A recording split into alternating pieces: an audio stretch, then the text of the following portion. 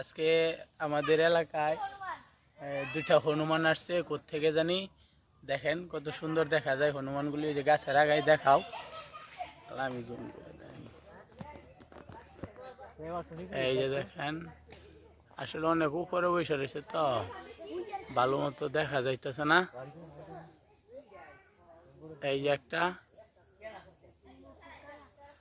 আর একটা, এই যে দুইটা একসাথে বসে রয়েছে। একটু নিচে কত সুন্দর, কত সুন্দর হনুমান দেখছেন।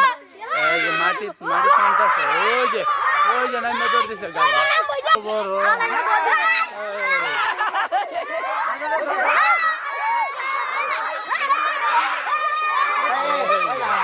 হনুমান।